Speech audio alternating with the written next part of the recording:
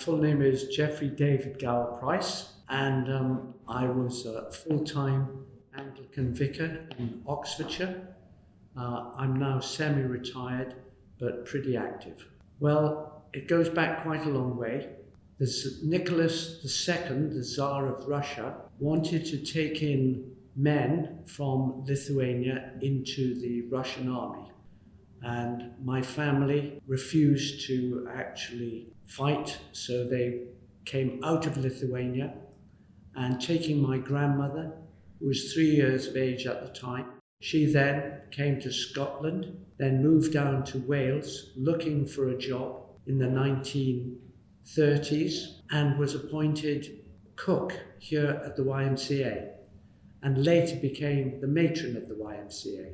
She lived on the premises, but then she met a gentleman who was lodging here and she married him. It was her second marriage because her first husband died.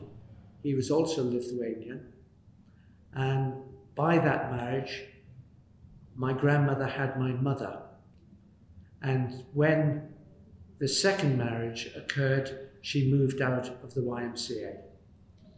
My mother became profoundly deaf, and she had 4 of us who were all born on the Gower but raised in Swansea.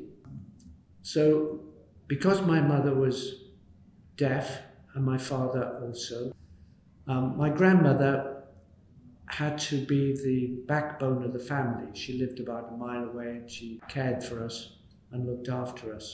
My memories go back to when I began to do gymnastics, and I came to the YMCA to compete. And then later on, I brought my brother, my youngest brother, who was looking for lodgings, to the YMCA, and I found him a room here, and he lodged here until he eventually moved to Porthcawl. So through my grandmother and through my youngest brother, I have connections with the YMCA. They were always advertising meetings here. The place always seemed to be very full of people. It was very good for young folk like myself on gymnastics and sport. There was a sense of well-being here. I always felt I was looked after here. It was a safe place. And it created an atmosphere of ambition. And I think this is one of the reasons that I brought my brother here. When he was looking to leave home, he wanted more independence. And he came because I felt this was a good place to be. They had rooms here. There was also food provided. Certain meals were given. So it was a place where people could stay and then move on when they felt more secure or they were wanting to go further afield. So it was like a living house for him. It was his home. And he was very happy here. The rates weren't very high. It wasn't like staying in a hotel or a B&B. He could afford it. And I think that was another advantage of being at the Y. You know, it was reasonable, it was safe.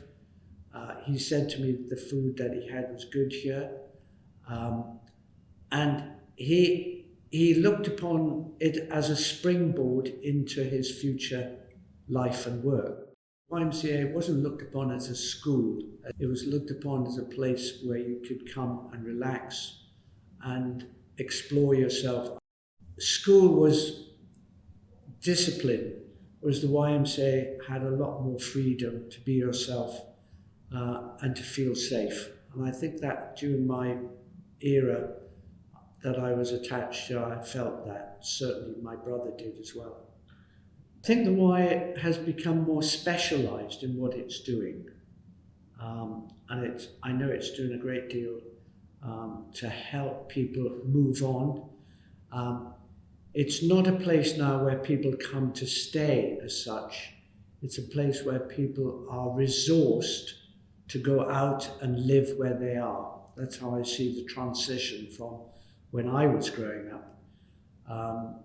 It's become a centre of resource and giving people, if you like, the tools to get on with their lives and giving that lift up so that they can manage their own lives, and training them for things that they need to do to enable them to look after themselves, their families, their children.